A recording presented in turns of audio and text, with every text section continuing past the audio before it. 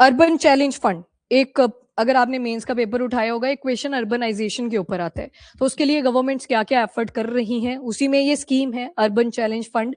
अब देखो यहाँ पे फंड भी लिखा है, अर्बन भी लिखा है, चैलेंज भी लिखा है, मतलब अर्बनाइजेशन की तरफ जब आप जाते हो, पॉवर्टी कहीं ना कहीं रिड्यूस करती है।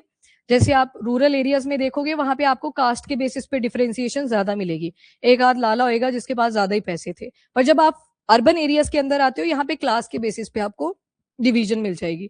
जैसे स्लम एरियाज होंगे तो उनको आपने डेजिग्नेट कर दिया पुअर, पर आपको नहीं है पता उनकी इनकम कितनी है, पर क्या किया, क्लास के बेसिस पे एक डिफरेंशिएशन कर दी।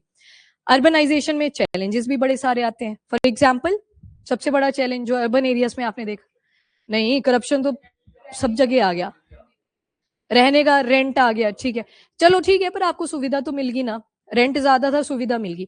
चैलेंज आ गया जैसे ड्रेनेज सिस्टम की प्रॉब्लम, बारिश हुई सारी जगह पे पानी पानी भर जाएगा, कनेक्टिविटी टूट जाएगी, ट्रैफिक की प्रॉब्लम। तभी तो मेट्रो बनाए जाते हैं कि फटाफट से बैठे एक जगह से दूसरी जगह पे 10 मिनट में बैठ। वो दिल्ली में भी मेट्रो है ना, चेतना को पता है, मैं चेतना की तरफ देख रही थी। तो मेट्रो, नीचे ट्रैफिक लगा हुआ है रोड के ऊपर, ऊपर फटाफट मेट्रो का टिकट उठाओ, जल्दी से 10 मिनट के तहत आप बस स्टैंड पहुंच जाओगे। तो मतलब वो भी एक चैलेंज है, ट्रैफिक की प्रॉब्लम। उसके बाद रोड कंस्ट्रक्शन, पॉट होल्स की प्रॉब्लम जो सबसे ज्यादा इमर्ज कर रही है। अभी कल ही आपने पढ़ा था एक राहत स्कीम के बारे में, याद है, पीएम राहत स्कीम, क्या सेंट्रल सेक्टर है, स्पॉन्सर्ड है? वो सेक्टर थी ना, ये अर्बन चैलेंज फंड, इसमें आएगी स्पॉन्सर्ड। और इसके ना रेशो आपने ध्यान में रखने हैं, क्योंकि यहाँ पे 25% तक हम जा चुके हैं। सेंटर एलोकेट करेगा 25%, स्टेट एलोकेट करेगा 25%, फिर बाकी का 50 कौन करेगा। तो उसके लिए एक कंडीशन लगाई गई है, वही आपने समझनी है। पर इससे भी पहले यूनियन बजट 2026 और 27 जब आपने पढ़ा था, एक बॉन्ड आए थे, म्यूनिसिपल बॉन्ड्स जिनको बोलते हो आप। क्या बोला था कि अगर 1000 करोड़ तक पैसा आप अर्न कर पाते हो इन बॉन्ड्स को बेच करके, तो सेंटर कितना करोड़ देगी आपको, 100 करोड़, वो इंसेंटिव की फॉर्म में दिया जाएगा। इवन आपका अमृत, अमृत याद है सभी को, जहां पे हम क्या कर रहे हैं, जो सरोवर है उनको मेंटेन कर रहे हैं, रिवाइव कर रहे हैं, उसमें भी सेम ये चीज चलाई गई थी जब उसकी इंप्लीमेंटेशन हुई थी। पर वहां पे इंसेंटिव 200 करोड़ रुपए का है, और वही है कंडीशन की एटलीस्ट टर्नओवर निकाल के लेके आओ 1000 करोड़ का, तो इंसेंटिव जाएगा 200 करोड़ का। पर यहाँ पे 100 करोड़ की लिमिट लगा दी गई है, मतलब आपको म्यूनिसिपल बॉन्ड्स बेचने पड़ेंगे वहां से पैसा जनरेट करने के लिए। अब देखते हैं इसको, पर इसका रेशियो इज वेरी यूनिक, मतलब जितने भी अभी तक आपने स्कीम्स पढ़े उसमें ऐसा कुछ नहीं आया था। बॉन्ड्स को आपने बेशक अलग से पढ़ा था, जैसे म्यूनिसिपैलिटी को बोला गया 2026 और 27 के यूनियन बजट के अंदर कि इस बार आपने जो आपके म्यूनिसिपल बॉन्ड्स हैं उनके ऊपर ज्यादा फोकस करना है, इनको बेचो, पैसा लो, अपना इंफ्रास्ट्रक्चर बनाओ, इंफ्रास्ट्रक्चर से फिर पैसा जनरेट होगा, उनको जो भी रिटर्न मिलना है वो वापस किया जाएगा। पर सेंटर की क्या हेल्प रहने वाली है, 100 करोड़ का इंसेंटिव, पर 1000 करोड़ की कंडीशन भी लगाई, पहले इतनी अर्निंग फिर आपको 100 करोड़ का इंसेंटिव मिलेगा, ठीक। तो ये अर्बन चैलेंज फंड, अब इस स्कीम के बारे में देख लेते हैं। फर्स्ट ऑफ ऑल ये सेंट्रली स्पॉन्सर्ड स्कीम है, क्योंकि मैंने शुरू में बताया 25% सेंटर है, 25% स्टेट आ जाएगी। और कौन सी मिनिस्ट्री आ गई, तो अर्बन की बात हो रही है, जैसे आपने बोला रहने की प्रॉब्लम, तो एक तो ministry of housing and urban affairs, और जो प्रॉब्लम्स मैंने बोली तो दोनों का मर्जर बन गया, ministry of housing and urban affairs. Central outlay कितना रहेगा, तो फाइनेंशियल ईयर 2025 टू 26 में ये एलोकेट कर दिया गया था 1 लाख करोड़ रुपए का, और ये कब तक चलेगा, तो 2030 से 31 तक, और एक्सटेंड शायद 33 से 34 तक भी किया जा सकता है, अगर पैसा बच गया तो एक्सटेंडेबल है। मेन एम क्या है, तो इन्वेस्टमेंट कहां तक लेके जानी है, लगभग 4 लाख करोड़ रुपए तक। तो मतलब यहां से आपको क्या पता लग रहा है, अगर ये इन्वेस्टमेंट को अगले आने वाले 5 साल में अट्रैक्ट करना चाहते हैं, क्या इसमें प्राइवेट एंटिटीज इन्वॉल्व रहेंगी, रहेंगी। 25 सेंटर का आ गया, 25 स्टेट का आ गया, बाकी तो प्राइवेट स्टेक होल्डर्स भी आ जाएंगे, खुद ही आगे, तो इसमें प्राइवेट एंटिटीज भी इन्वॉल्व रहेंगी। मेन फोकस कहां पे रहेगा, बैंकेबल रिफॉर्म चेंजेस के ऊपर, मार्केट लिंक अर्बन इंफ्रास्ट्रक्चर, जिसको आप ट्रांजिट वर्ड भी करते हो यूज। ट्रांजिट का मतलब होता है आपने अर्बन सेटलमेंट्स यानी कि घर वगैरह उस एरिया के अंदर बनाए जहां से मार्केट भी नियर बाय है, जहां से मेट्रो या फिर बस स्टैंड है वो नियर बाय है, मतलब आपको मार्केट की एक्सेसिबिलिटी वहां पे रहेगी। उन एरियाज में कौन से प्रोजेक्ट चलेंगे, अब ग्रीन फील्ड, और कई जगह पे हो सकता है काम ऑलरेडी चल पड़ा था, हो सकता है कि शायद हमने पहले ही सेटलमेंट बना दी थी, तो वहां पे क्या चीज बनाई जाएगी, मार्केट्स बनाई जाएंगी। उसको ट्रांजिट वर्ड यूज कर लेते हैं कि सारी चीजें एक ही नियर बाय एरिया में आपको मिल जाएगी, पब्लिक ट्रांसपोर्ट भी आपको मिल गया। फॉर एग्जाम्पल मोहाली वाली साइड आप जाओगे, सेटलमेंट्स ऑलरेडी बन रखी है वहां पे, अब नई नई मार्केट्स भी बन रही हैं। तो वो ट्रांजिट का ही एग्जाम्पल है कि अर्बन एरियाज, अर्बनाइजेशन को आपने और ज्यादा प्रमोट करना है तो आप क्या कर रहे हो, मार्केट को वहीं पे लेके आ रहे हो जहां पे ऑलरेडी लोग रह रहे हैं। ठीक है, तो ये वाले मॉडल यहाँ पे अडॉप्ट करे जाएंगे। फंडिंग पैटर्न क्या रहेगा, सेंट्रल गवर्नमेंट की असिस्टेंस 25%, वेरी इंपॉर्टेंट सवाल बन सकता है, इसको ध्यान रखना। देन मिनिमम कितनी रहेगी, 50%, पर इसको कौन रेस करेगा, तो मार्केट के सोर्स, अभी आती हूँ इसके ऊपर। देन रिमेनिंग कौन सी रहेगी, 25%, स्टेट आ गई, यूटीज आ गई, अर्बन लोकल बॉडीज आ गई, और जो भी मार्केट फाइनेंसिस हैं वो इसके अंदर आएंगे। पर ये जो 50% बचा, यहीं से आप प्राइवेट मॉडल को भी प्रमोट कर रहे हो, तो आ गया ना triple P model, public private partnership. और यहाँ पे सबसे पहली जो कैटेगरी है, बैंक लोन्स भी आएंगे। इंफ्रा जब आप बनाओगे, लोन्स तो चाहिए होंगे ना, बाद में इंफ्रा बन जाएगा, जो पैसा जनरेट होगा आप रिटर्न कर दोगे।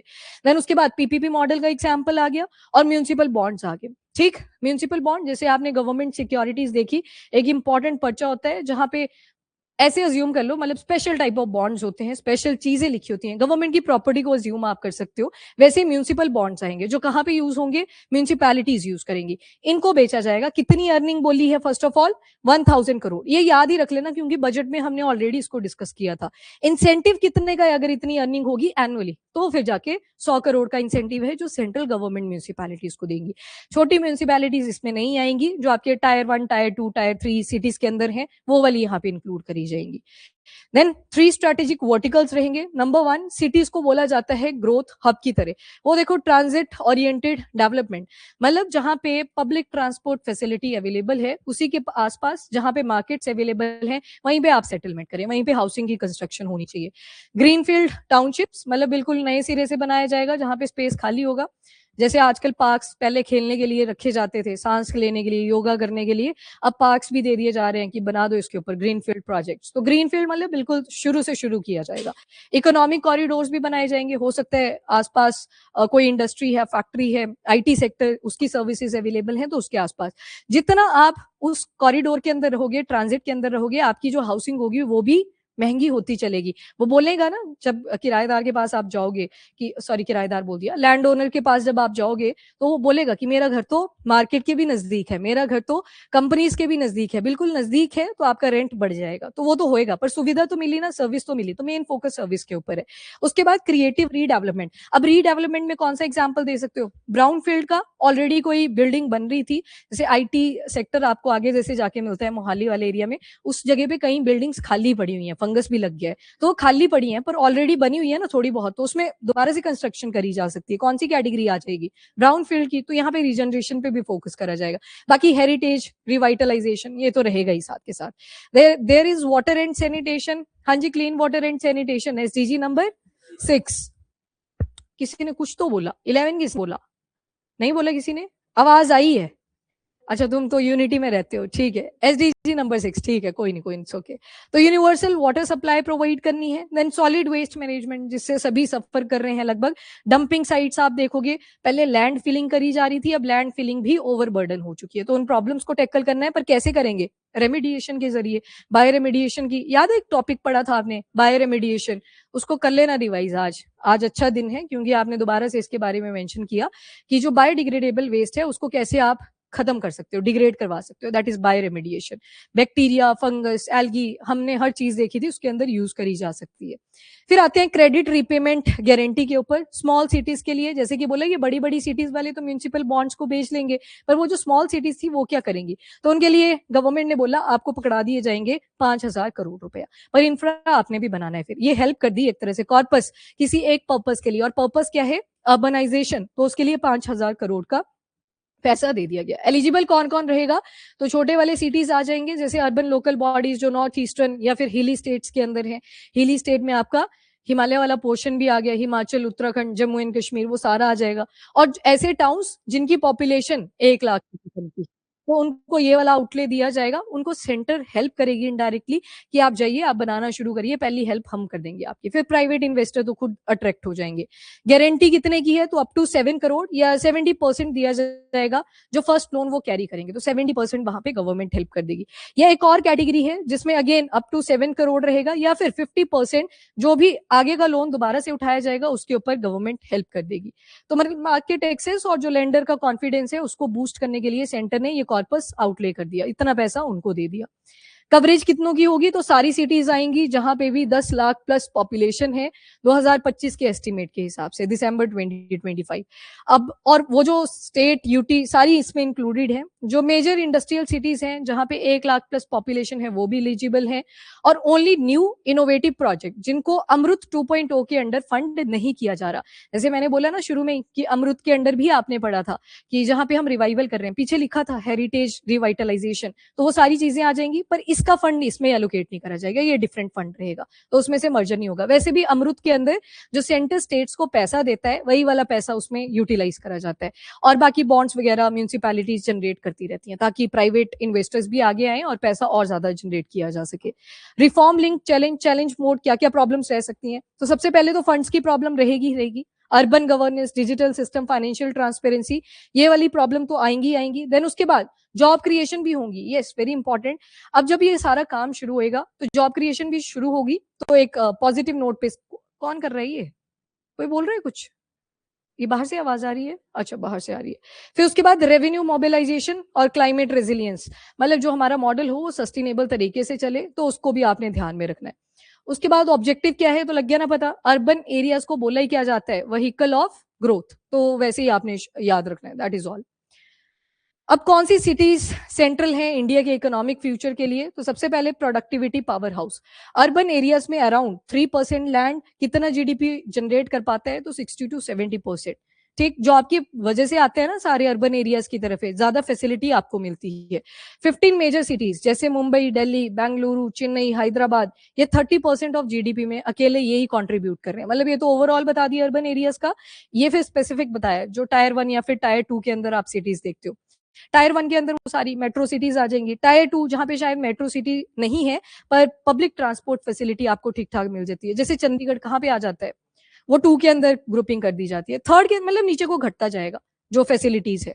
उसके बाद 1.5 एनुअली टू जीडीपी ओवरऑल अगर देखें तो 2047 तक इतना ये कंट्रीब्यूशन करने वाले हैं अगर इन ट्रांजिट कॉरिडोर को हम बना पाते हैं।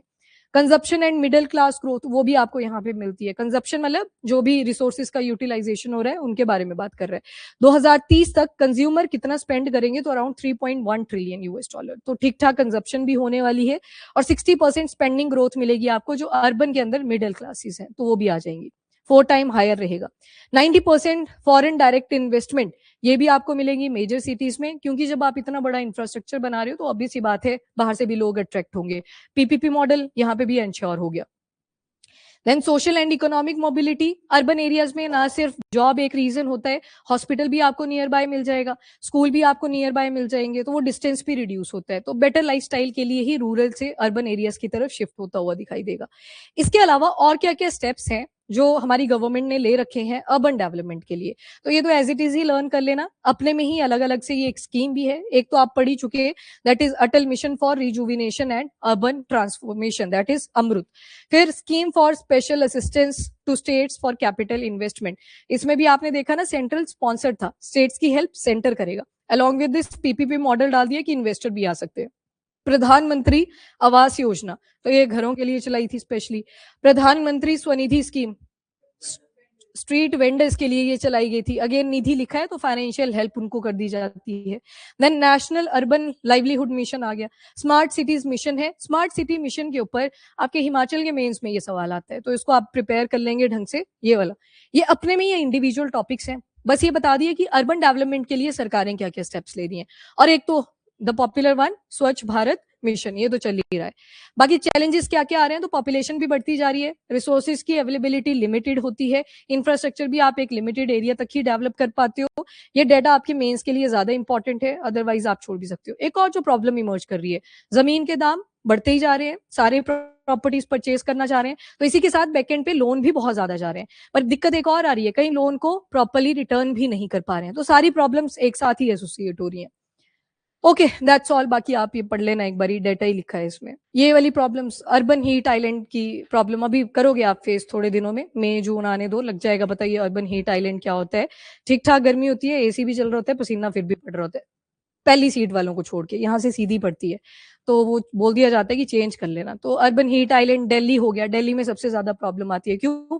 पॉल्यूटेंट भारी होता है ना, ऊपर तक नहीं जा पाता, तो वो एक आइलैंड ही बन जाता है, जहां तक मैक्सिमम उड़ पाया आपके ऊपर से एक आइलैंड बन जाएगा, ऐसे टोपी सी बन जाएगी, और उसी के अंदर वो आप फेस करोगे सारी प्रॉब्लम्स। तो ये सारी प्रॉब्लम इमर्ज करेंगी जितना ज्यादा अर्बनाइजेशन होगा।